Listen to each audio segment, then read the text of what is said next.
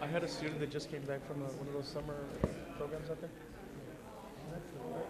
Can we take our seats, please, so we can get the meeting started?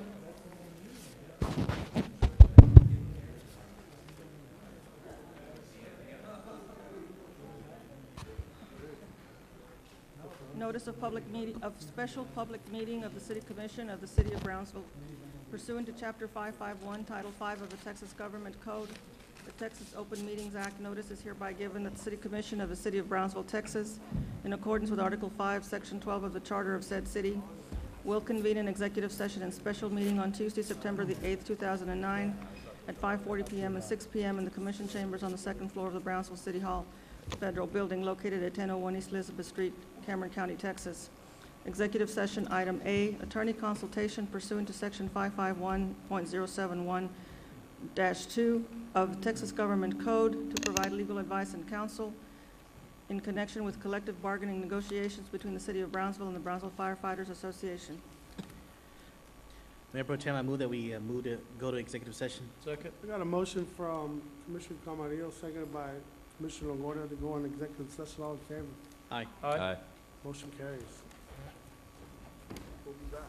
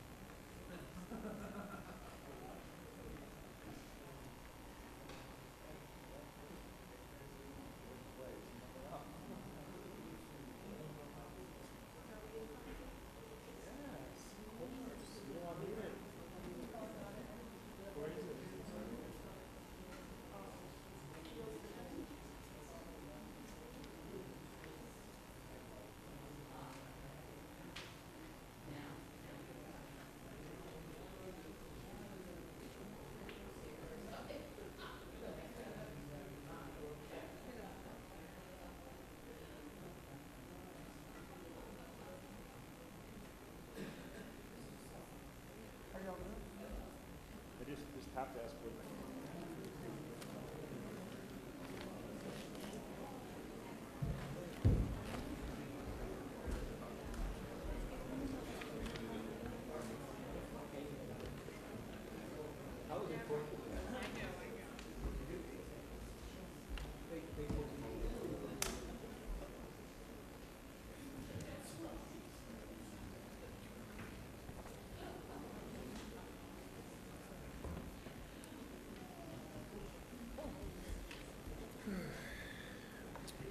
Okay, thank you for waiting.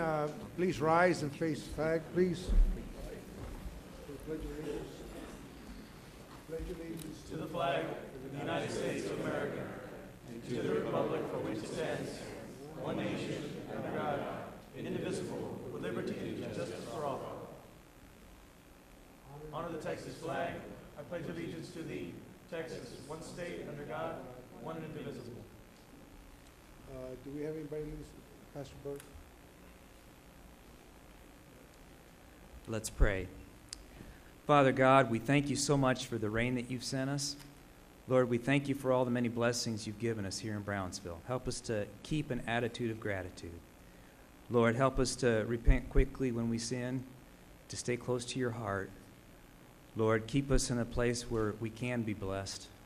Lord, here tonight I ask you to have your way in this meeting. Help us to truly hear each other when the other person speaks. Help us to treat each other with respect, even when we disagree. And let the outcome be good for the city of Brownsville. In the name of Jesus Christ. Amen. Amen. Thank you. Please be seated. Thank you for coming. We have Judge Bernice and Sandy Stillman here. At their request, I'd like to move the action items up, and that way we can have plenty of time for the public hearing. If that's okay with the commission, that way we can hear item 4, and Mr. Stillman and Judge Neese can go on their way, and we can hear item 3 and dispose of that, then have all the time for public comments and the public hearing. I make the motion to move items 3 and 4 up. Pardon? Okay, we have a motion and a second to move it up. The motion was made by Commissioner Camarillo, second by Commissioner Terriani, to move up items 3 and 4. Any discussion? All in favor? Aye. All opposed? Motion carries. Thank you. Let's start with item 3 real quick. Item 3, consideration and action on resolution number 2009-054 to officially accept a grant with the Federal Aviation Administration, grant number 3-48-0031-036-2009, in the amount of $1,052,609. Mayor, City Commissioners, to brief you quickly, this $1,052,609 represents $999,978 of AIP funds from the FAA and $52,631 of matching PFC dollars. The grant will allow for the replacement of the emergency generator in the terminal, the replacement of the emergency generator that powers the runway lights and taxiway lights, the replacement of a runway lighting circuit which was damaged by Hurricane Dolly, as well as design work for the reconstruction of taxiways Delta and Echo next year. Staff recommends approval. Second. We have a motion by Commissioner Camarillo, second by Commissioner Longoria. Any discussion? All in favor? Aye. All opposed? Motion carries. Item Thank 4, you. please. Item 4, consideration and action on resolution number 2009-058, binding our city of Brownsville, Texas, and the city of Huejutla de Reyes, Mexico, as sister cities. Okay, I think the city commission all got a letter at their request inviting us to go visit Huejutla, Hidalgo. They want to host us over there, and Judge Ben Neese is going to give us a little talk on that. Mr. Alexander Stillman is also here, who is going as part of the delegation. Would you please come forward, Mr. Stillman, Mr. Judge Neese? And I believe Angela Burden from the chamber is also planning to participate. Thank you for coming. And this is an invitation that is extended to all the city commissioners. Good evening, Mayor, Commissioners. What this has to do is establishing a sister city relationship with Huejutla, and we would like to urge you to agree to this because it would be a great thing for our tourism and to have another sister city. We're already sister cities with Matamoros and San Miguel de Allende. San Miguel is what's called a Pueblo Mágico, which is, there's a list of 32 cities in Mexico that have this designation. Huejutla de Reyes is also Pueblo Mágico. And what we're hoping to do is develop a tour route, have people come to Brownsville and take off from Brownsville into Mexico and have short or longer tours and have the cooperation of these cities. Also to have them come up to Brownsville and try to get some packages that they would be able to hopefully make it more affordable for them to come up. So it would benefit us as well. And hopefully there'll be other items. They were here recently before the commission, and they loved Brownsville. They loved the zoo so much they want to try to model a zoo after Brownsville Zoo, and they're just real thrilled to death about this relationship. So we'd like to urge you to please accept it and let us go forward with this. How far is it from Tampico? About 2 hours from Tampico? It's about 2 hours. It's almost directly inland from a place called Tuxpan, which is past Tampico, further south. You know, there's an untapped corridor from Brownsville to Tampico to Veracruz on down to Villahermosa, really, that we could really tap into maybe. So we leave the 12th, I think? The 12th is, they're having a formal celebration or a ceremony to hopefully be able to recognize this. Okay. this. And the plan is, of course, the commission is hopefully can go to show a strong delegation there. The chamber, I think Angela Burton's also going. We'll be stopping on the way to Tampico to deliver the hazmat fireman suits that were donated by the city of Brownsville to Tampico. We'll go on to Huejutla. We also have an invitation from Victoria, the capital, to visit on the way back. I think we'll be with the governor and the mayor there, and I think it's going to be a great opportunity for all of us to go and represent Brownsville. So if y'all are interested in going, please let Ben know as soon as you can, because you plan to do the 12th, right? The 12th, Saturday, coming back Tuesday, the So- 15th. And they've extended everybody an invitation. They're having a cabalgata. That's a community of indigenous peoples. And it's a, from what I've seen, the pamphlet's a very beautiful place. Let me ask you something, but Commissioner Atkinson? you're going up there, Mayor, isn't this part of your motorcycle group? No. No? Aren't y'all going by motorcycle? No, you're not going by motorcycle? No, I don't think Mr. Stillman, do you ride a motorcycle, Mr. Stillman? No. We have a plan, we have a plan. I do ride a motorcycle, but no, not, No, it's not part of that, Mr. Atkinson. Commissioner Atkinson, it's not related to that at all. Nothing to do at with all. It's strictly a showing of brotherhood. Did they provide a letter to the city that they wanted us to be? Yes, they, if you remember Mr. Amigo, he was a promoter this last Charlie. Suleiman. He apparently gave them information about Brownsville, and he really must have really enjoyed it here a lot to recommend. that's one So of the they spin-offs. contacted us. We have some other little cities, magic towns, that we're looking for to bring into this network, but they apparently contacted us. And I think it was at the instigation of this gentleman that you mentioned, Suleiman or whatever his name is. So he was promoting this. I'm sorry, I didn't see you. Commissioner Wood? Just needs, you mentioned 32 cities.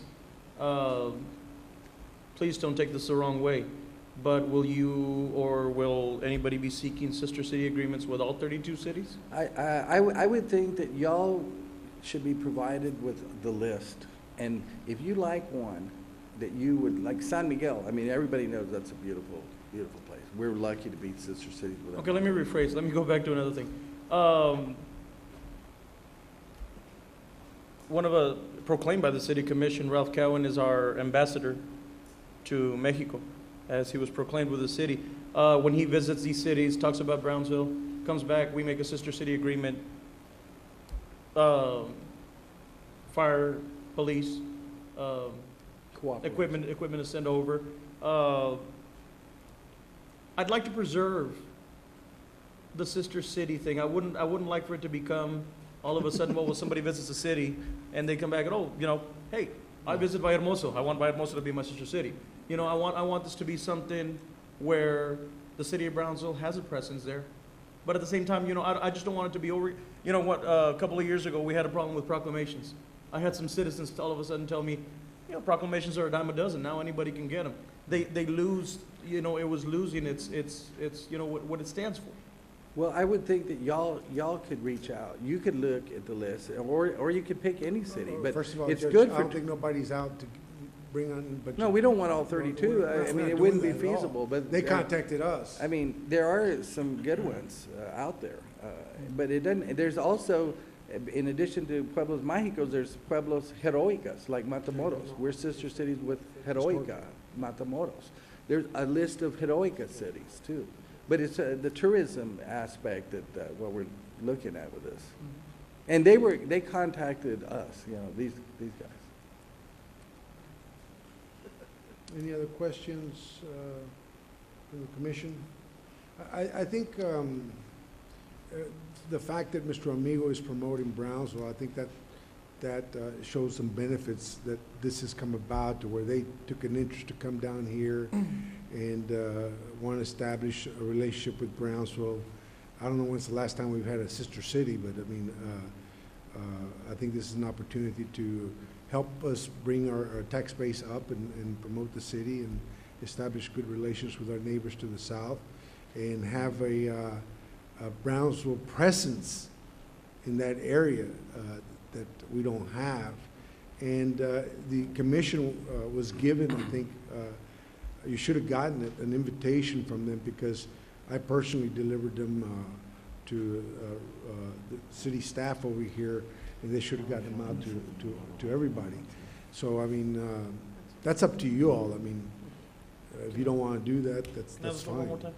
Judge Neese, I would ask you, as my friend also, and Sandy, if you would offer my apologies, and I'm sure as well of our apologies, we are in budget cycle. We do have an important meeting on Monday to approve and finalize our budget. So because of that, I would ask you that if you would please offer and extend our apologies for not attending their celebration. Thank And you. that, what is it, next week? It's next Monday. in next week. Mayor, you're going?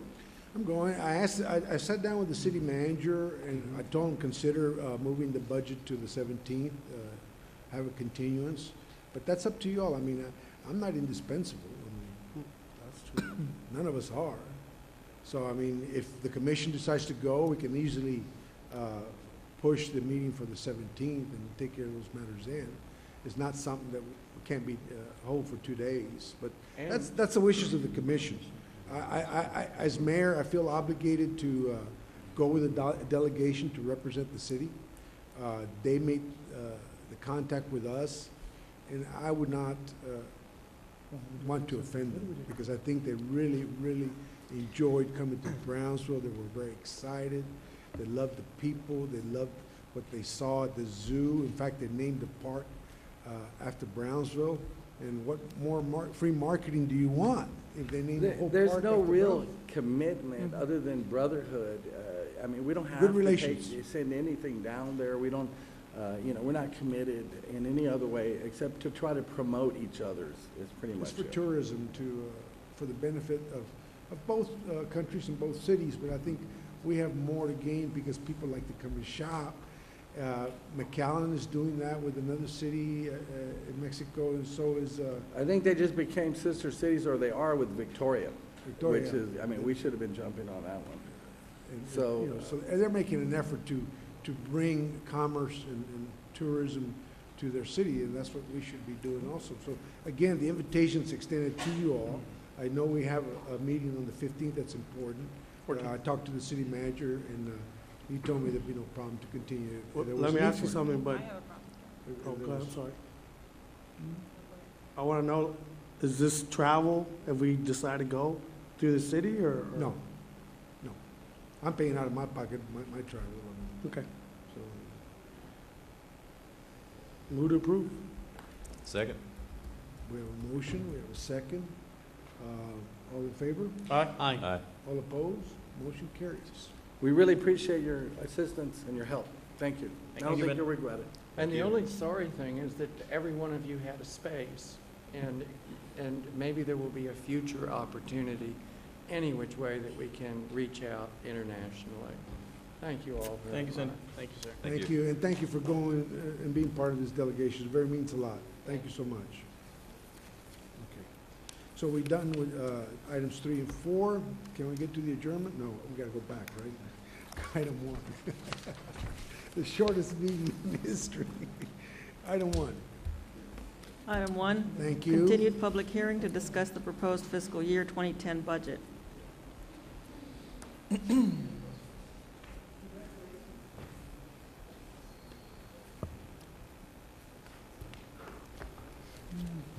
Honorable Mayor, members of the City Commission, this is our third public hearing on our budget.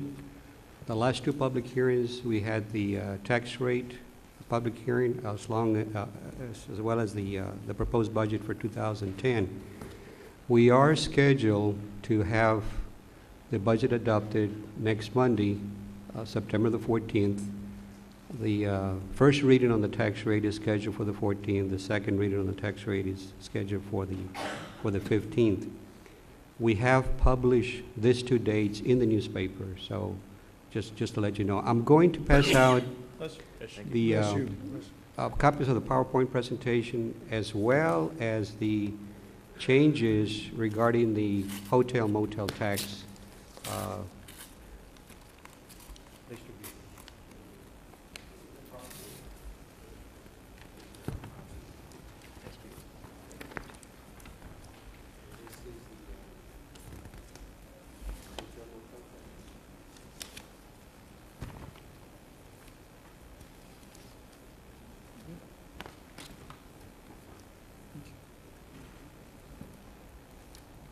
Thank you, Pete.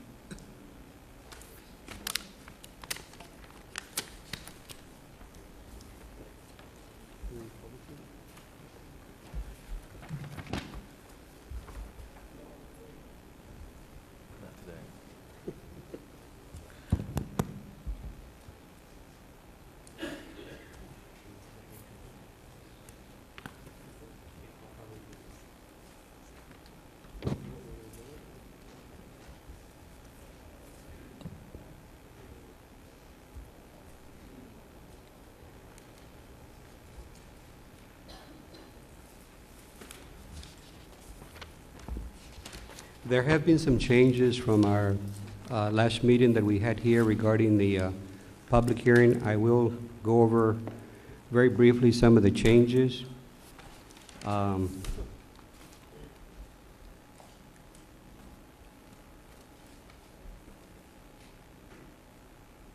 If you recall from last Tuesday on the general fund budget, I may go a little further into this particular schedule and talk about it.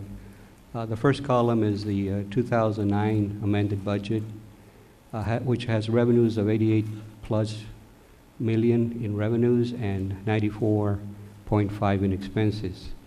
But the second column is the 2010 budget, which shows 85,676 in revenues and 86,420,237 in expenditures. As you can see on the revenue side, there's been a decrease in revenues of almost 2.4 million, but we have also reduced expenses by over $8 million.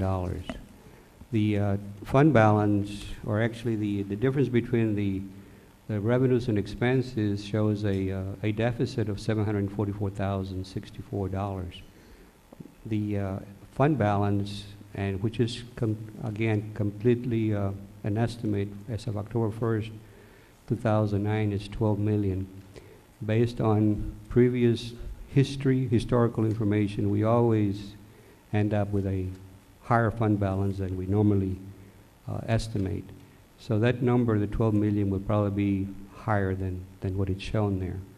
But right now, based on those numbers, we have a 13.10% of reserves.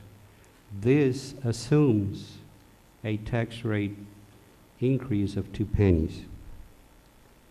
What have we done since the last week? Some of the changes that we've made in this particular schedule, so you can see the top part over there, it says 744,064. If you look at that schedule, that's the fund balance deficit, or expenses exceeding revenues for 2010 of 744,64. We have made some changes, and we felt that EMS revenues we could increase by 150,000. We are having a good year this year. By so doing, if we look at the expense side, we're also going to be hiring a temporary employee to handle some of the extra billings that we're having to do because of the growth in calls from EMS. So that's 20,921 in expenses that have been added. We have also removed vacant lot collection expenditures of 15,000.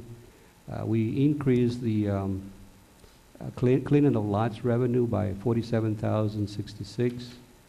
And we also made some adjustments to some of the utilities from PUB of 297,800, and that's a wash.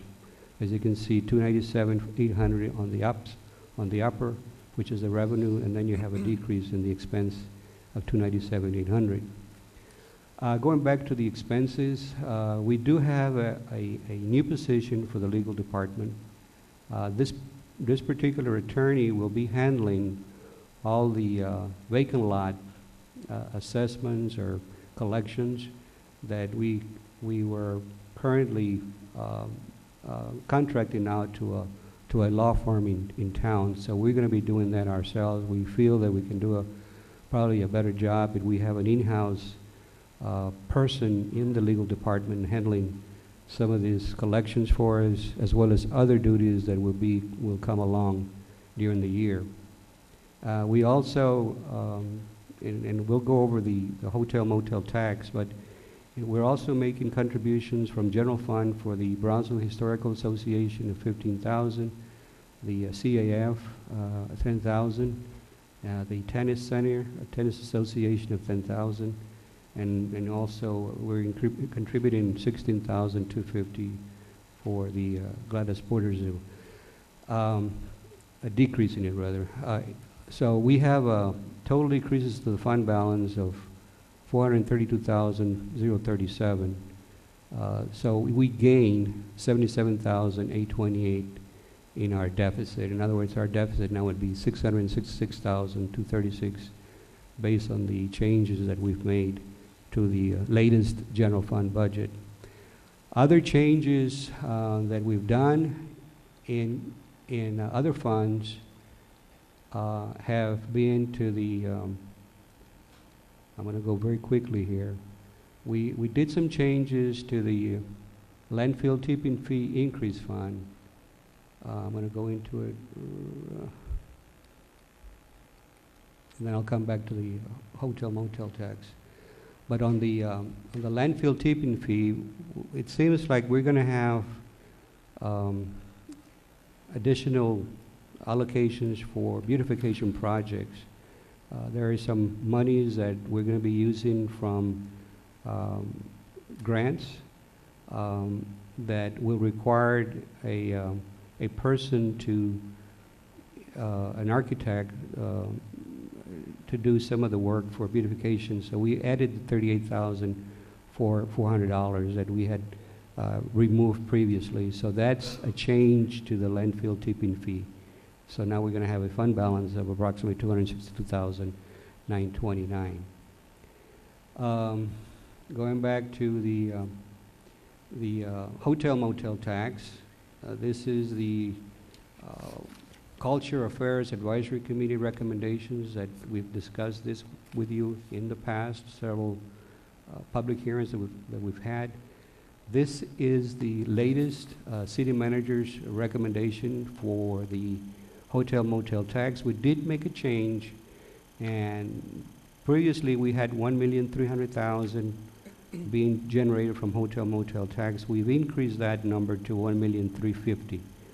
So we feel very comfortable that we can generate, or the hotels can collect $1,350,000 in hotel motel tax. So these numbers have changed. We are required under the historic projects to fund 15%. 15% of $1,350,000 equals $202,500, where we're allocated out of that 15%, $200,000 for these agencies. The Brownsville Historical Association would get $140,000 from the hotel motel tax, but we also added $15,000 from general fund cash contribution. The CAF, $15,000 from the hotel motel tax, and $10,000 from the general fund.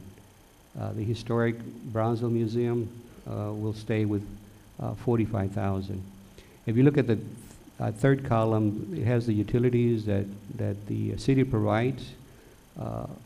We provide utilities to the health clinic, about approximately $80,000, and $14,000 for the Brownsville Historical Association, $20,000 for the CAF, and $35,000 for the historic Brownsville Museum. You look at the center of the schedule, you have the arts. Money going into the arts, again, it's 15% of total collections of $1,350,000. So we should come up with $202,500. We're allocating $195,000 to these various agencies. The Brownsville Museum of Fine Arts, $50,000. The Brownsville Society for Performing Arts, which is $50,000. Camille Playhouse, $25,000. The Children's Museum, $48,000. And Custom of the Americas is for $22,000. So all of this added together equals to $195,000. So we're within the 15% maximum that should go to the arts.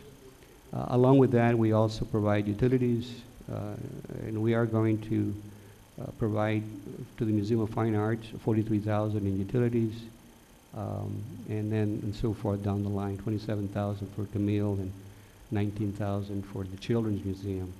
The $19,000 in utilities that's shown for the Children's Museum also includes the Custom of the Americas. It's one building, two agencies in one building, so we just charge it to the Children's Museum. Pete, Commissioner. Oh, sorry. So just for the people that are here from the Camille Playhouse, so they can see, I'm sure there's people at home that are trying to look at this all blurry. Camille Playhouse will be allocated $25,000 plus the $27,000 for utilities for a grand total of $52,000. Okay. Yes. And then at the very bottom, you have the tourism-related projects. We allocated 525 to the BCBB, the Brownsville Convention and Visitors Bureau. The Tennis Association, $30,000 from the hotel motel tax and $10,000 from the general fund, as well as utilities of $13,000. So as far as cash for the Tennis Association, it's $40,000. The Gladys Porter Zoo, $400,000, and then $16,250 from general fund, and then $285,000 in utilities, and that's total. What's the purpose of the 16,000 having to come out from the general fund for the zoo?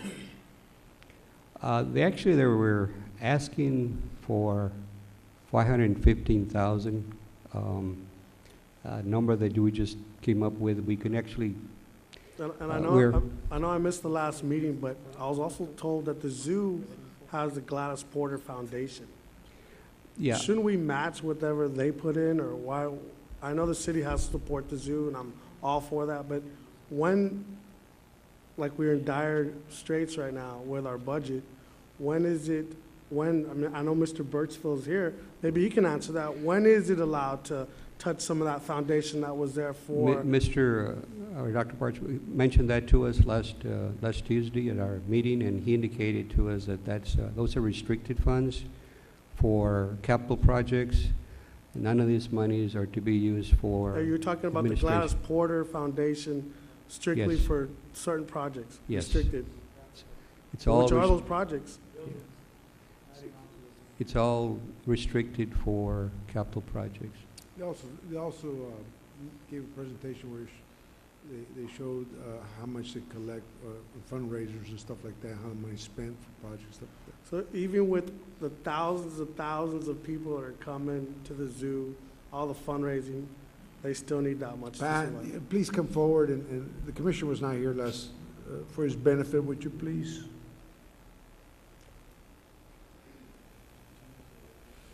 And I'm sorry I gotta ask the tough questions, but I've been asked by a lot of people, so I'm gonna ask you the importance of, when you go out and say what the zoo brings in, and you sound. Our budget is $4.2 million as it stands this year, right now. Mhm. Of that amount, without the reduction, which represents over a $100,000 reduction, the city's portion is 13.2% of our total budget. The Valley Zoological Society endowment provides another 13% towards our operations. We have spent last year and this year so far $1.9 million in repairs and maintenance to our 38-year-old facility. And nothing of that can become, none of that We can have no come surplus. from- Hold on, let me finish talking. Okay. None of that can come from that foundation if it's going toward building. The point is, the Valley Zoological. Yes or no? None of that can come None. from there. Well, let me answer your question in detail so we have an understanding. The Valley Zoological Endowment is a group of businessmen and leaders from Brownsville as well as the Rio Grande Valley, from Zapata to Corpus Christi, that give their time to raise money for the zoo. Zoofari has been our only source of money for new exhibits at the zoo for many years, and in the last few years we've had to use that for operations. Our costs, like your costs, running your house, go up. The cost of feeding the animals, maintaining the animals. We've discussed elephants at the Gladys Porter Zoo. It would require 4 additional personnel at roughly $40,000 apiece, plus the new facility, and right now I don't have the money to repair the walkways at the zoo. I do not have that money, and we desperately need to repave the zoo. So we are looking at, with the proposal that's out here right now, roughly a $100,000 deduction from what we had this past year towards operations. I don't think you answered my question, but go ahead. Well, again, the Valley Zoological Endowment Board is yet I'm talking about the Gladys Porter Foundation. The Earl C. Sams Foundation and the Sams Leitner Foundation, no longer either one are located in Brownsville, and they're located in other communities, and they're still very generous with the zoo. They gave us the initial $3 million challenge grant, which we met to try and start an endowment to help perpetuate the zoo. But that money, just like every other invested money, took a major hit this last couple of years. So the money available for us to get from the endowment is less than it was 4 years ago.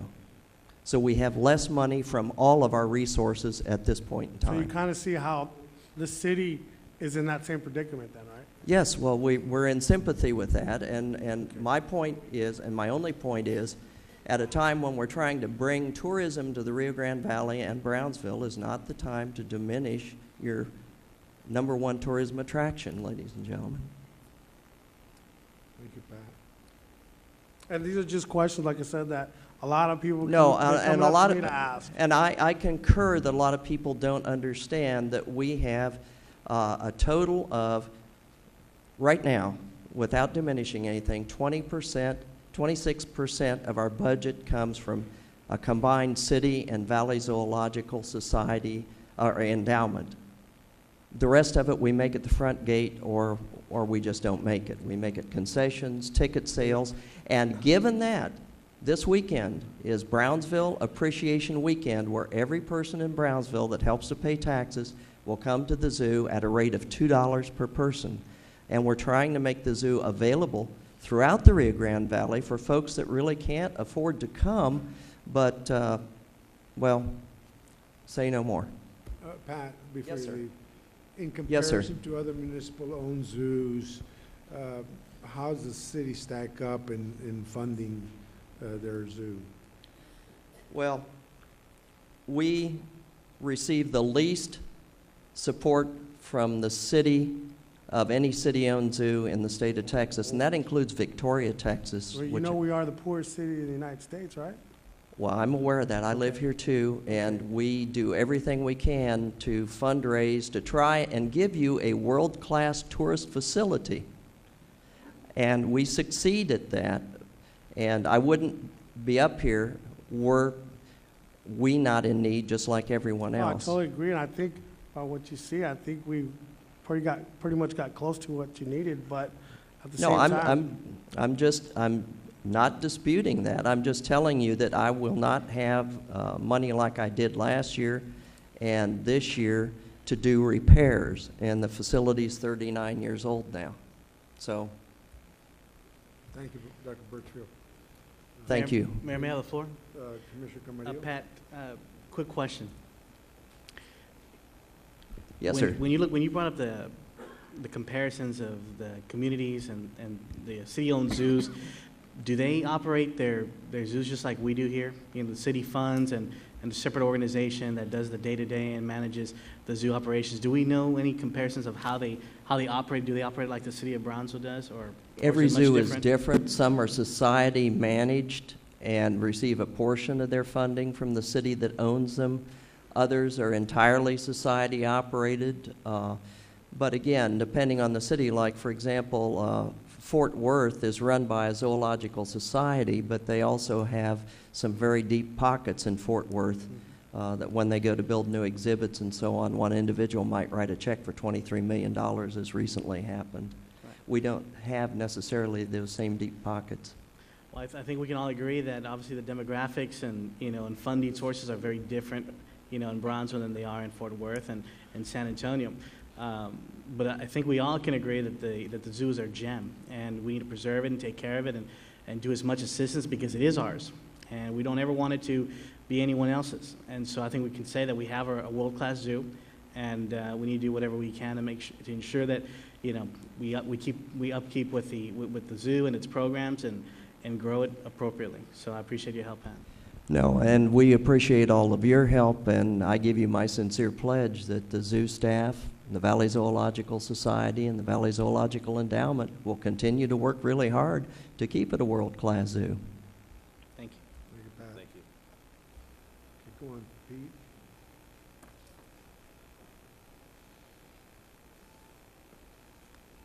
I'm going to go back to the some of the information we covered last time. very briefly.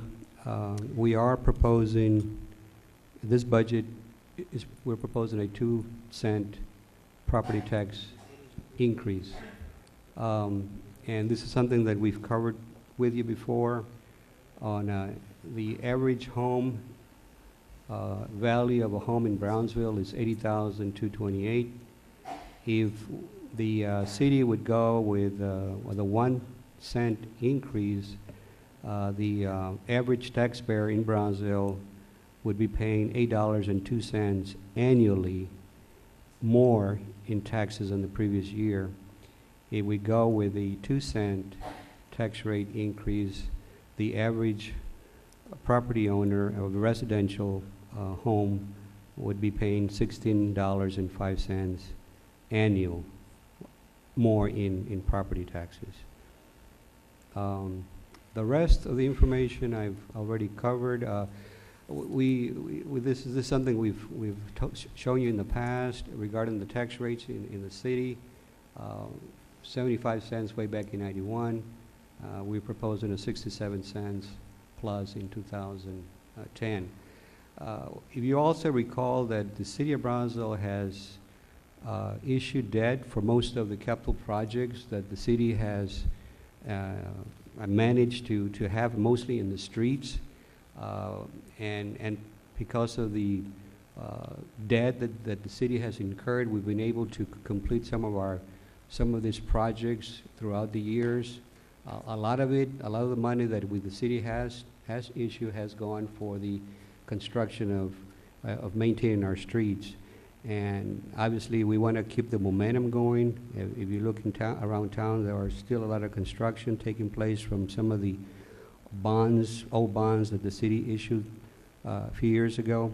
We're almost running out of this bond fund, so we know that if we are to continue with our capital projects for the coming years, we are going to need debt issuance, or we're going to have to finance some of these projects through the use of issuing debt.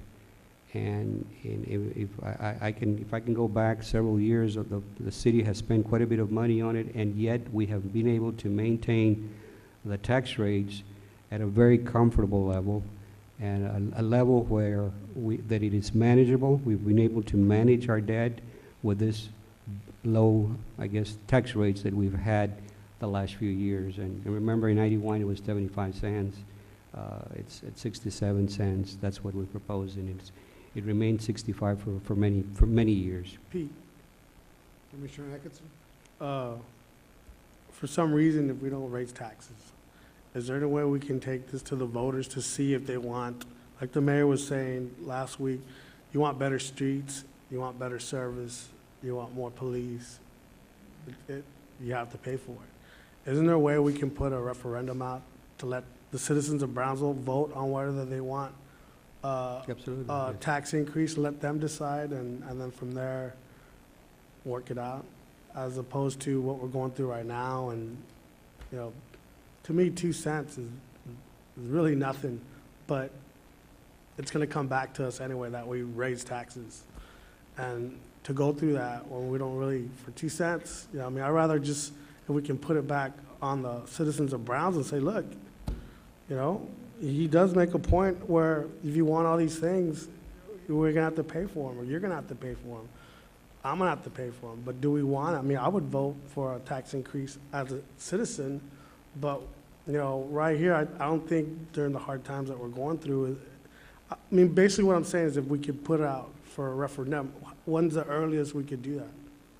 I have to check with our bond council, but I think there's two dates during the year that, I think one is in November and one is in May. I have to go back and look at those dates, but I think we're allowed 2 days during the year for bond referendums. Well, I guess the other question would be, what would the cost of an election be? I mean, if we can simply take those funds out of the general fund and allocate it somewhere else, you know, unless we're going to ask for a significant raise in taxes. Because if we're only talking about a penny or 2 cents, and depending on how much money you have allocated already for elections, you can move those funds. probably 6 cents or something. Yeah, and this is just to, really to balance the budget. Right, this isn't any extras, this is just simply Yeah. trying to balance the Just budget to based on balance. what we have right now. Right. And again, we're facing some very tough economic times right now because of our revenues are not as strong as they were in the past. We've gone over this with you before, the sales tax, the bridge crossings, all of this have a major impact on our funding resources. And that, really, this concludes it's a public hearing, so Who to close? One more second. This is a public hearing. The citizens have a right to speak on the issue. Well, actually, Please, Mayor, I had a question, going back to the landfill tipping Commissioner. fee. Can you go back to that slide, Pete? You mentioned the beautification of the 3,400. I understand that's for the design and yeah, to do other projects, but in terms of BBC, was there any allocation besides the 38 for the design? not yet, And no, none yet, no. and that's going to come up soon, I hope? Well, right now, we don't have it in the budget. Anything we add in expenses, obviously, is going to increase the deficit, Commissioner. So, this particular funding comes from this fund, for the architect, landscape architect, and we know that there's going to be some projects that are going to be, made in 2010, so we do need an architect, landscape architect for some of these projects. So that's the reason why it's back on at 38,400. So even, I'm sorry, so even if there is a 2-cent increase, then regardless of that, BBC would have zero funding for new projects. Is that correct? That's correct, yes. The only way to add monies would be then to amend the budget. I mean, go Yeah. back to Commissioner, that's correct. Right now, we only have estimates for the ending fund balance at September. Once we get through our audit, we won't know what our fund balance is once we close our books, which is probably in mid-November, early November, mid-November. We should more or less have an idea of how we ended the year 2009. And like I said earlier, more than likely our fund balance will be higher than what we anticipate right now, based on what's in the budget. So there is a possibility that we could have excess funds at the beginning of the year. well, my only point, Pete, is, as mentioned in the last meeting, the partnerships that the beautification committee has with TxDOT and the cost share projects and the Tree City USA and all the different things that the BBC has stood for quite some time. And, the major accomplishments that have been made over the past few years, shouldn't just go by the wayside, because even with a 2-cent increase, there's the likelihood of there being funding for them is zero. I'd like to see if we could pull some of that funding from the landfill and work with those numbers if possible, just to keep work going for BBC. I'm hopeful that you all could maybe consider, or look at the commission's fund. I know that's been brought up, and even if it meant pulling minor funds from that and for us to do things differently, I'd like to see that happen. We have one more meeting, Commissioner, the 14th, maybe with the commissioners, I guess, decide, we can certainly put more money into it, but I don't know what the thoughts are. Remember right now, like I said earlier, the more expenses we add, the higher we increase the deficit. No, I know. Okay, Mr. Oreste, please. Thank you, Pete. Roberto Oreste. My question is on that $62,000 for a new part-time legal fees. Currently, we have $400,000 going to the attorney's fees, plus you also allocated already $150,000 more for outside legal fees, and now adding a $62,000, it comes out to $612,000, more than $500,000. The question is, will $150,000 for outside legal fees will go away, since we're already put in another $62,000. It doesn't make sense. Why are we going out so much? Thank you.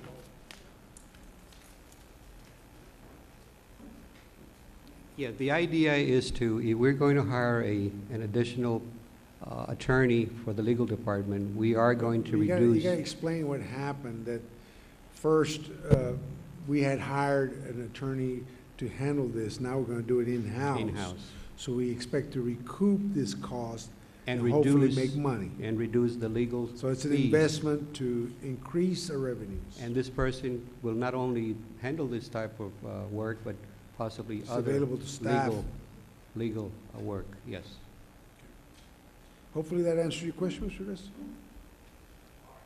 We also had unexpected costs, for example, with a fence issue, and we had to hire outside attorneys and things like that.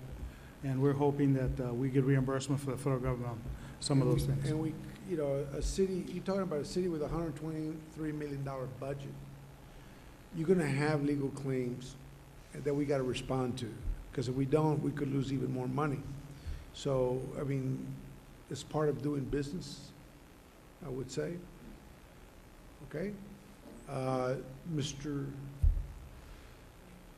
McNeil. Yeah, good evening. Thank you for the time, Mayor, City Commissioners, City staff. I'm Jim McNeil. I represent the Brownsville Tennis Center and the Brownsville Tennis Association. And I see that some of our numbers are up there. And I just basically want to tell you then how your money and the hotel tax money is going to be spent. So far since we've opened, we've probably run close to 120,000 kids, players, adults of all kinds through our tennis center, and including leagues who go off and play in national tournaments who represent Brownsville. They play in state and national tournaments. A lot of the discussion has been about heads in beds. First off, we've got November 21st. There's going to be a group of college kids coming down here, which will account for several hundred heads in beds. Last fall, we had 2 colleges that came down here from San Antonio who wanted to play their tournament in Brownsville. That's heads in beds. Worldwide tournaments, so far we've done 9. We've done 8 men's tournaments and 1 women's tournament. The men's tournaments have represented at least 38 different countries. The women's have represented 20 different countries, and we've calculated that each tournament has roughly calculated to 500 to 600 room nights per tournament. So 9 times 6, that's 5,400 room nights since we've been doing these tournaments. Just to give you a little update, let's go back to Wimbledon tennis tournament that was done earlier this year. 13 Americans were given direct entry into the qualifier. 9 of those Americans played here in our tournament in Brownsville. The U.S. Open, which is going on right now, 21 players were in the qualifying tournament. 6 of them made it into the main draw. Another 6 were given direct entry into the main draw. There's 10 entries in the doubles and 4 in the mixed doubles. So that's a tremendous number of kids that have played here in our tournament. One of them was a kid named Jesse Witten, who got all the way to the 3rd round in the main draw through the qualifier, and he was mentioned on national television as having played in Brownsville, Texas. So there's a big win-win for Brownsville. Also, all the evaluations from the USTA have been given us great compliments on our civic cooperation, and that's civic leaders, which is also all of you. And is there any questions on what we do or how we do it? Mr. McNeil, I have a question, and it's in terms of the actual facility in itself. Is that open to any parent, child that wants to go and play, or is there a certain hour that the youth and families can go in there and occupy some space to play? It's a public tennis center, and anybody can play during the week. These pro tournaments that we talk about are... Right, those are pre-scheduled, and obviously they're not available for open play. You have to be 14, 15 years old, whether you're a man or a woman, to join. You can go through the wild card portion of the tournament, but once you re-enter the tournament itself, if you make it into the main draw or the qualifier, you have to be a member of the pro circuit. But the facility is open for anyone to go in there who want to play a game of tennis? Yes. Okay, thank you. Absolutely. Thank you. Thank you, Mr. McNeil. Is there anybody else who wants to speak? This is a public hearing. Mr. Resendez.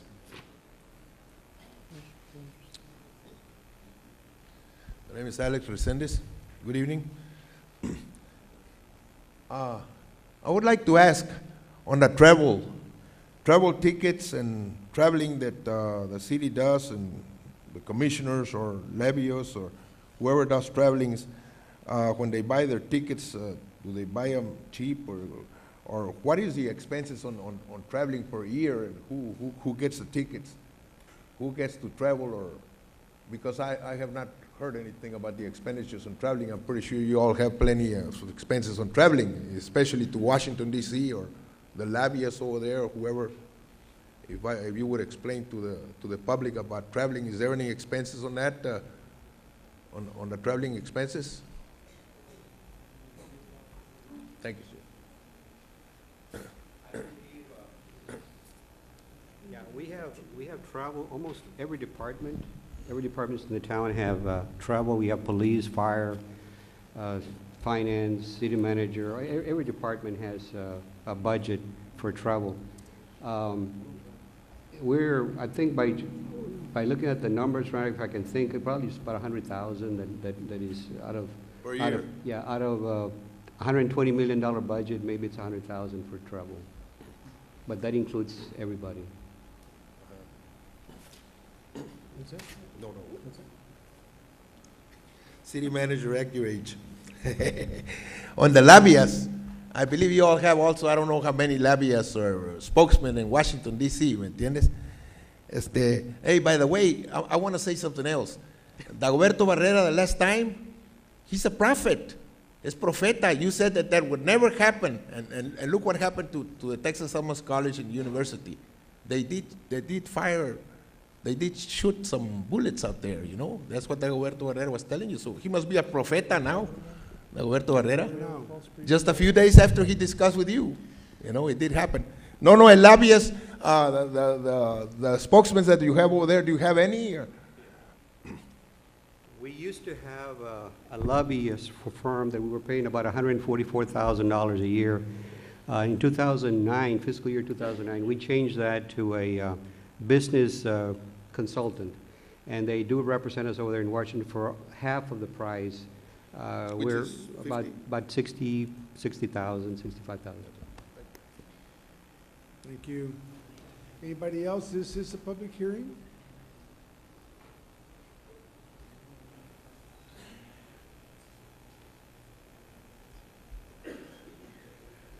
Hello, Mayor, Commissioners. I'm Ben Agresti. I'm the Artistic Director of the Camille Playhouse.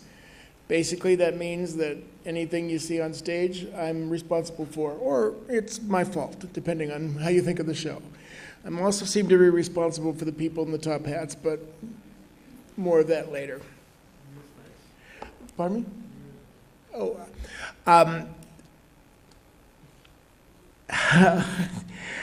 I really am unaccustomed to public speaking, despite having spent 40 years in the theater.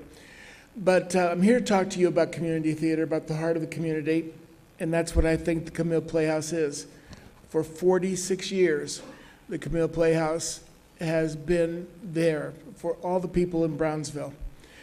Having a theater of that caliber given to the city by the Leitners, by the Sam Foundation, is an extraordinary gift, and it's up to us to maintain it and keep it going. There hasn't been any direct funding from, it's a mistake that most people think that we are heavily funded by the Leitner Foundation, and in the beginning we were, but lately we rely on ticket sales, and we do a pretty good job with that, 10,000, 15,000 people a year. Hundreds of kids pass through our doors with our educational and our outreach programs. What I'm concerned with is, with our funding being cut, some of those programs will be lost. And the youth programs are probably some of the most important things we do, because then they can experience theater for the first time. There are people now, young adults, in a chorus line opening in a couple of weeks, who started out in our workshops and kids who have come from the schools and have come to the theaters. We encompass everything. We have children, we have grandparents, we have retired professionals, we have gifted amateurs, and that is what community theater is. The reason I'm here is because I was recently watching a rerun of the last meeting here with the commissioners. Yes, I have the commissioner meetings T-vote, so I can see them when I want to. And I noticed that the zoo had a problem with their evaluation with the CAAC. Not a problem, but some funds were mistakenly recognized as surplus when actually they were designated. I too had a slight problem with the CAAC. I found as it progressed, I wanted to find out why we came in with a low number when we are doing such really good work. The Camille Playhouse, a community theater here in Brownsville, here in Texas, I think was rather unfairly compared to a professional regional theater out of state. And we were judged about whether we had the same sort of programming, the same sort of, I don't know, just the same. It's so hard for me to talk about this. They were comparing us to a professional theater with people who were paid, union people paid, doing theater of Broadway caliber, and asking if we had many services, outreach, educational, things that we could never afford. And they were lucky to be endowed by a movie star who was paying the bills and making their theater world-class, big time. And we're here in Brownsville. We're a community theater. We are all volunteers. There's 2 employees. Everything is volunteer. The sets are volunteers. The costumes are volunteer. The acting. And that's what makes it the heart of the community, because it is the community. It's performing for your friends. It's watching the kids grow up on stage. It's a family thing. And the reason we need support is that to keep ticket prices viable, we need a little extra support, because otherwise our ticket prices will be pushed up to maybe $20, $30 a ticket, and nobody can afford to pay that. And we feel that, currently, a whole family can come and see a Broadway caliber show, and it's cheaper to bring the family than to hire a babysitter. And that's the kind of reputation we have. We want people to know that the theater is theirs to come and use it, that it's accessible to everybody. The 200 kids that do High School Musical, they're under 15, or the adults that do it now. It's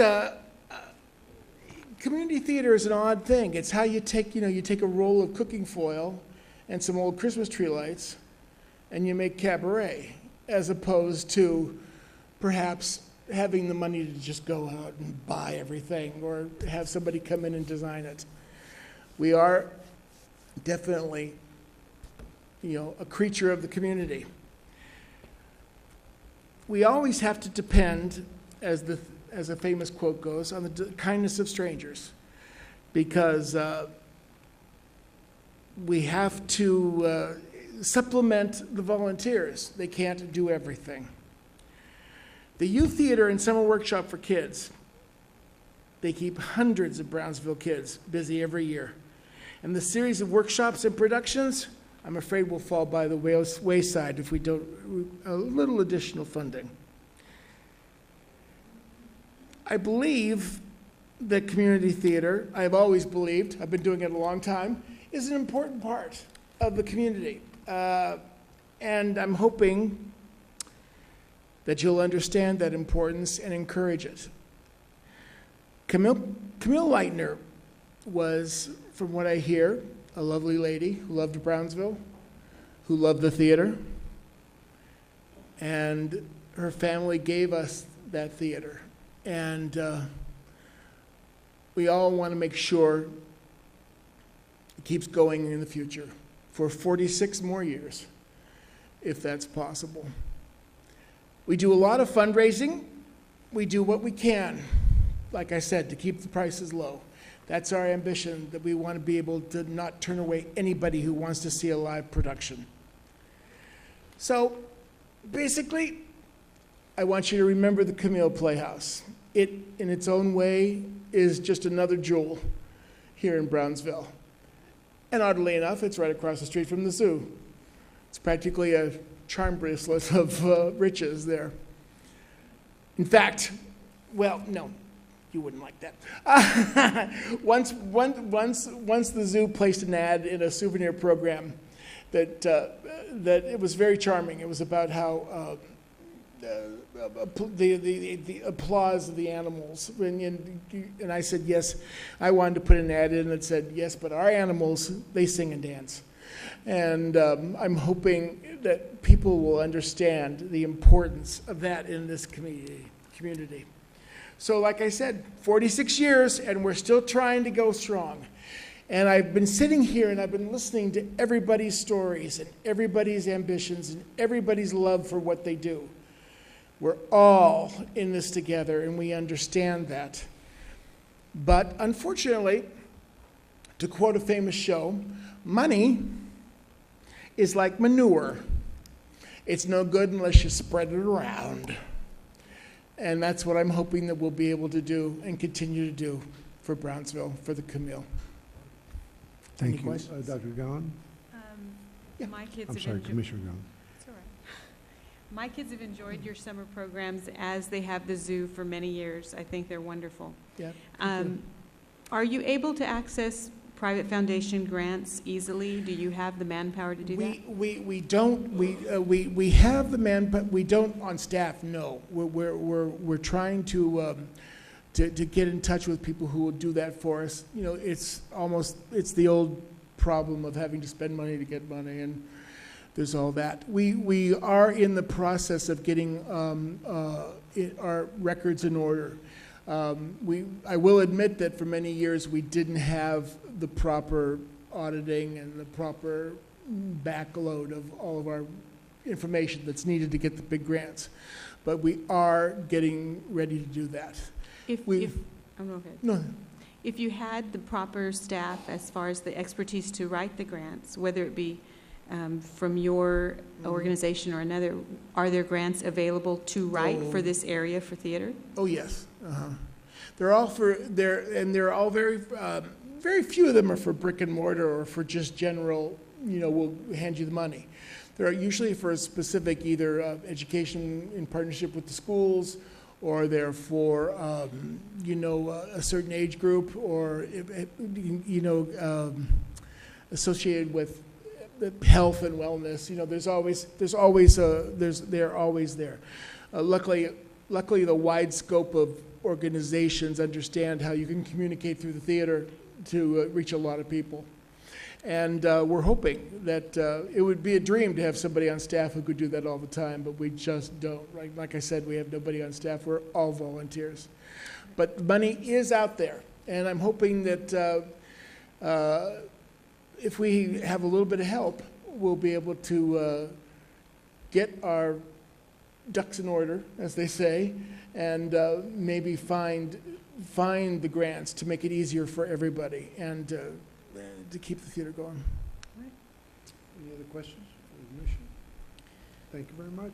Sure, And thank you. Everybody here that's present from the Camille Playhouse for coming. Oh yeah, that's top hats. Chorus line. I might as well do a little advertising while I'm here. Why not? It's a microphone. Yeah. Chorus line opens in 2 weeks and plays for 2 weeks. It is the Pulitzer Prize winning musical in quite a production with 16 incredible singers and dancers, and they are all volunteers, and they are all citizens of Brownsville. And McAllen and Harlingen. We attract our volunteers aren't just locally here. We do attract an audience and performers from the entire area. We're kind of proud of that. Thank you very much. Thank you very much. Thank you very much. Pat, you got manure over there?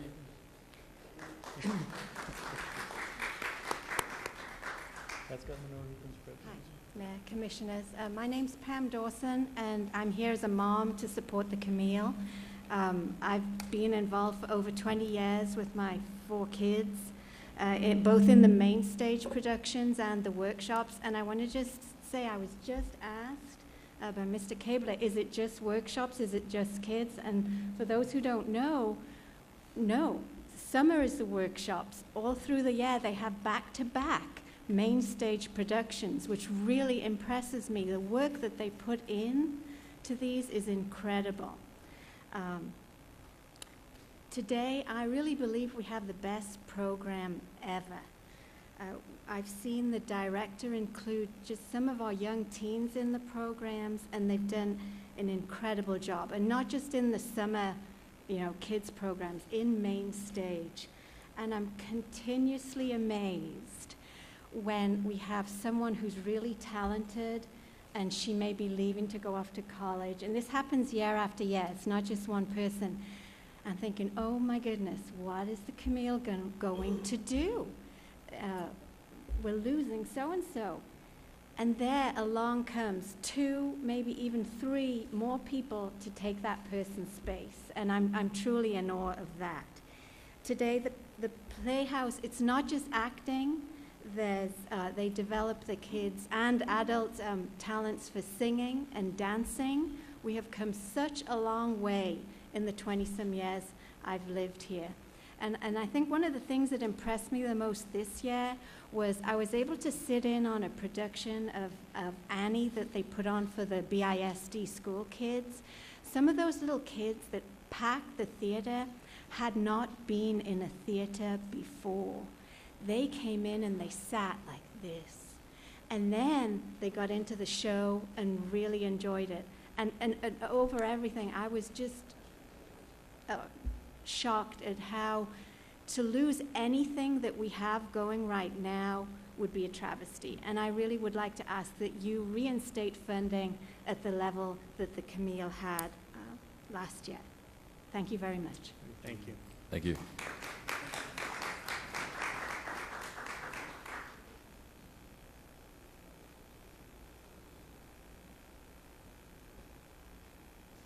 I'm going to have hat hair, so I'm not going to take my hat off. My name is Velma de los Santos, and I'm from San Benito. I am with the Camille, but I want to share with you just a couple of points. I have performed at theaters throughout the valley, and when I've not been on stage, I've been in the audience, as many of y'all have. And I think that it's very important that you realize that Camille is just not about Brownsville, that people come from all over the valley to see our shows, that our Winter Texans, we might not put heads, heads in beds? Maybe not exactly like that, like y'all are looking for, but the numbers are there. We have a group of Canadians that come every year, and they are ecstatic. We even had to open up a Winter Texan season of 3 shows so that they could get special pricing because they want to come see the shows, and they come from McAllen, they come from Mission. McAllen, being one of the bigger cities in the valley, does not have a community theater anymore. Harlingen does. I've performed at that theater. It's a newer facility, but it doesn't compare to Camille. And I can truly say that because I've been on their stage, backstage, and in the audience. You have a facility that's second to none. You have no idea the jewel that you actually have. Like your zoo, it's amazing, and not because I now sit on their board, but because I've seen it from every facet. And the Winter Texans love it, the children love it, and we do have people that come back and forth. This last year, you had a group of people, I think pharmaceutical people that were in, and they were looking for something for the ladies, for their companions to do while they were in meetings all day long. The ladies were from the Dallas area, and they found nothing to do about. They thought that the shopping was, of course, not like their shopping, although I think your shopping is great in Brownsville. So they were looking for something to do, and they bought the whole house for the theater on an off night, on like a Wednesday or Thursday night in a production that I was in last year, so that their ladies could have some kind of quality theater, something good to do that they like to do, that they could find in Brownsville, Texas, and they couldn't find any other activity for them, but to ask us if we had a production, and we actually had one opening that weekend, but we opened a day early or 2 for them. So we might not put the heads in beds, but believe you me, people do come out. They do come see the theater from all over the valley and all over the United States, and you are on the map. So thank you very much for your time and attention. Thank you. Thank you. Okay, can I have a motion to close the public hearing? So moved. We have a motion and a second. All in favor? Aye. Aye. Pete, you did not need a continuation, right? Because it doesn't ask for that. No, Mayor, we have a schedule for next Monday. It's already been advertised in the newspaper that we have the public hearing next Monday on the 14th. Motion passes then. Thank you very much. Item 2. Or can we go to item 4? Which one is it? No, adjournment. Priscilla Alvarez? No, I'm just kidding. Let's go back to the, we have public comments here. Anybody sign up? Okay. We have Priscilla Alvarez, Ms. Priscilla Alvarez. Then we have, I need my glasses because I can't read without. David Martin Barrera, Mr. Alex Resendez, Alexandra de la Rosa, and Mr. Roberto Ureste, in that order. Good evening. Thank you for having us. My name is Priscilla Alvarez. I am the Director of Community Affairs at Project Vida. And tonight, we're not here to ask, we're here to say thank you. We brought some of our students here in the audience. These are active Vida participants. They are Brownsville residents, and they have been recipients of the funding that we received from GBIC, through GBIC, and through the city of Brownsville. And we really just wanted to come before you tonight and say thank you. We know that our fiscal year is ending, and I just wanted to give you a couple of highlights on the funding that we have received this past year. So far, we have served 57 students. We've exceeded the benchmark that was given to us. We still have 39 active participants that are currently enrolled at the local college. Our retention rate for our students here in Brownsville is at 95%. Local colleges report about a 43% retention in graduation, so they love having us there, and we love being there. They are our partners in the community. Currently, we do have 100 new Brownsville residents that have come to Vida, have gone through their assessment, and are hoping that we'll be able to help them. So we're pretty popular now in Brownsville that we've been able to offer the job training assistance that we have in place with the city of Brownsville. We've graduated 45 graduates, and 4 of our students have transferred over into bachelor degree programs. Our average current wage is $11.18 per hour with benefits and a career path. The range is on all of the students starts at $8.88 an hour up to $25 an hour for most of our participants. So we're really excited about that and hope that we'll be able to continue to do the work that we're doing. And we just want to say thank you. Thank you, and congratulations. It's refreshing to hear some positive in the public comments section here, and it's good that the city's doing something good. Thank you. We and to hear about appreciate it. all Thank of you your very much. support. Thank you. Thank you all. Thank you. David Barrera. David Martin Barrera. Good evening, Mayor Paramada and Commissioners. My name is David Martin Barrera, and I'm here to thank you all for everything you've done for us for Project Vida. How was I attending school in the past, and how it came about that I had no money to pay for my tuition, and how Project Vida is assisting me to fulfill my career. In the past, when I was attending college, I would receive financial aid and student loans, but all that ran out, with higher tuition rates going up as well as school supplies. Funding from financial aid ran out. I no longer qualify for student loans because after one reaches a certain amount of money per year and hours attended, then the individual is cut off.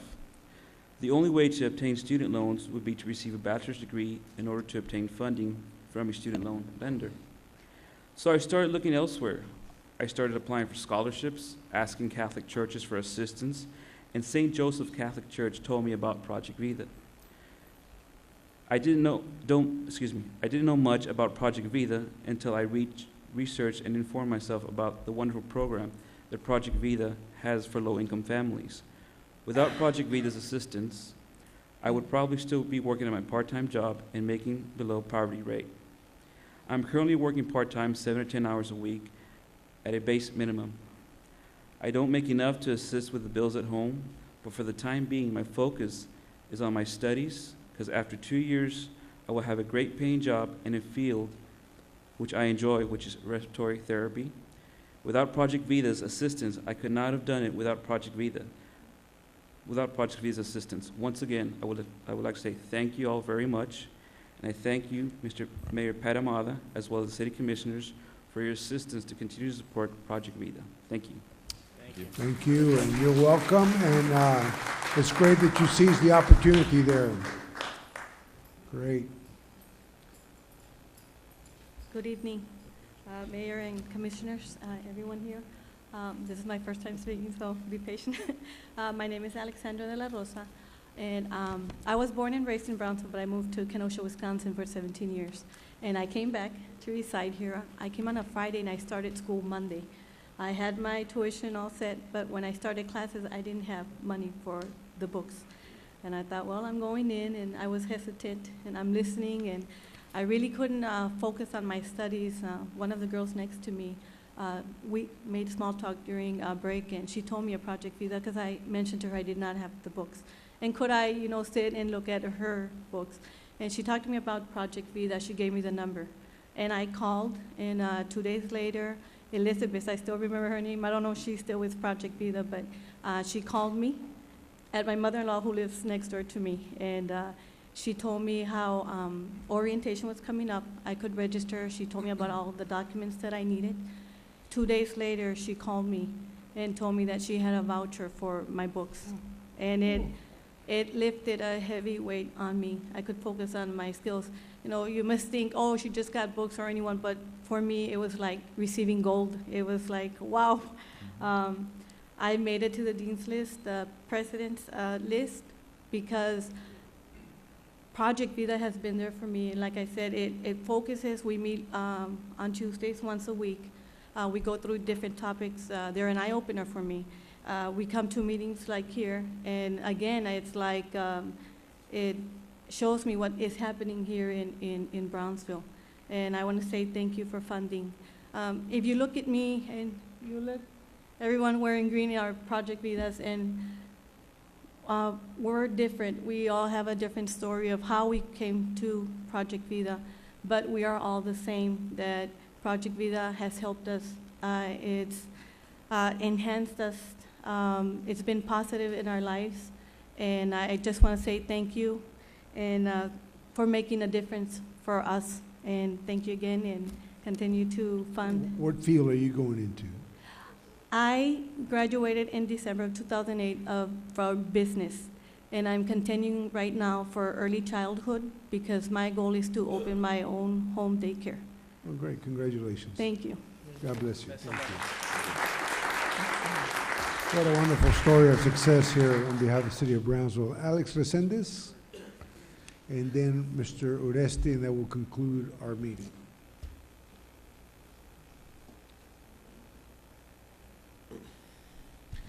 Good evening, ladies and gentlemen, or commissioners, mayor. My name is Reverend Alex Resendez. Tonight I would like to try to direct my comments to the chair and to the commissioners. I'm not trying to attack nobody. I'm just trying to straighten up something that, or misunderstanding probablemente. Conflicto de interés, Mr. Mayor. Dagoberto Barrera is a prophet, eh? Okay. Conflicto de interés. Can you walk on water? Conflict of interest. I understand that we have come here before and we have had people complain and say that two of your commissioners are working for entities, or they have been working with entities, and they have been doing contracts with the city. The rest of the commissioners that are not doing anything wrong, they're almost perfect. It's their duty, according to Robert's Rules of Order and according to the city charter. Excuse me, Mr. Mayor, I'm going to object. This appears to be nothing more than a personal attack on two of the commissioners who don't have conflicts of interest in this matter. Okay. Mr. Resendez, your opinion is noted, but it is opinion. Legal has ruled that there is no conflict of interest. Well, I understand there is, and there's several people that know that there is. Well, like I said, your opinion is noted, but if the attorney has ruled that there's no conflict of interest, I'm not an attorney. and Well, I'm not- I present to the attorney that he This is should not- investigate more closely, Excuse because, excuse me, Mr. Mayor, again, this individual is a gentleman. He's free to comment of anything on public concern. However, he's engaging in a personal attack on two commissioners. I am not Without- saying, I have you- not you named no are- names. You are, sir. You are, sir. You're engaging in a personal attack by reference on two commissioners when there's no basis for that. There is a lot of If you'd basis. if you'd like to discuss that with me afterwards, I'd be happy to. However, neither one of the commissioners you're referring to has a conflict of interest. Okay, let's put it this way. In the Robert Rules of Order, and also the bylaws or whatever you have here on the City Commission, there is certain rules.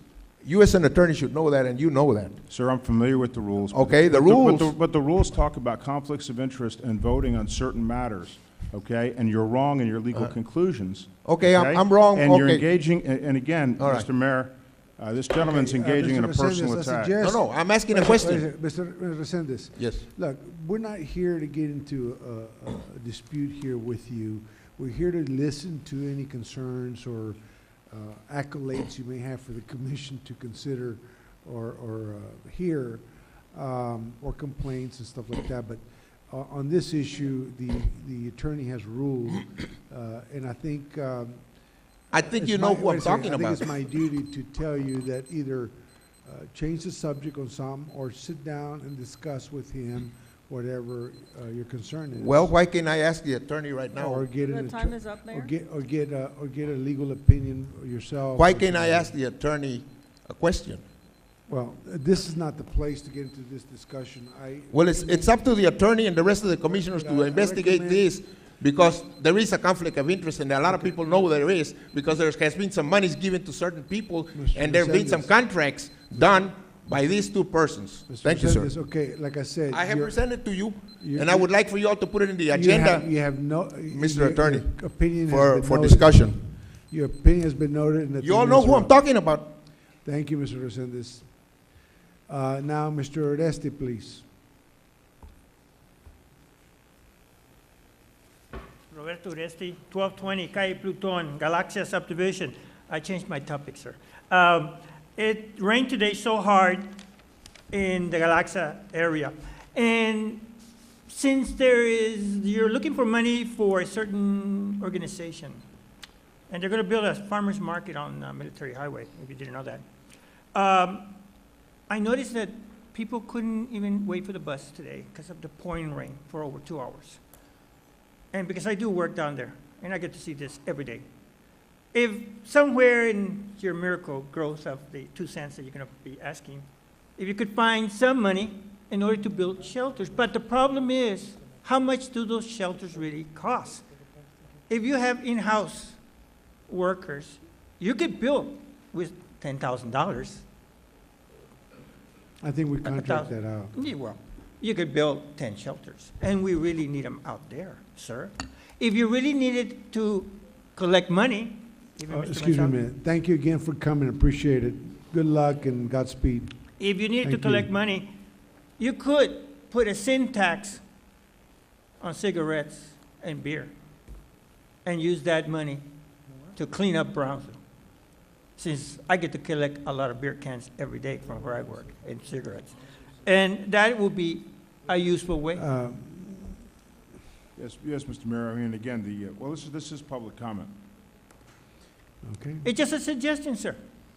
Since you got money to go everywhere except really to the people, I'm just making a suggestion. Okay? I don't drink and I don't smoke, so you're not going to get my 25 cents. But it would be very, very nice that we do help the people from that area because they do need those shelters, and I will be coming over and over. Thank you. Thank you, sir. Thank you. Okay. We're at the end of our meeting. Can we have a motion to adjourn? Commissioner Longoria makes a motion. Can I have a second? Second by Commissioner Troyani. All in favor? Aye. All opposed can stay. Thank you. Well, there was.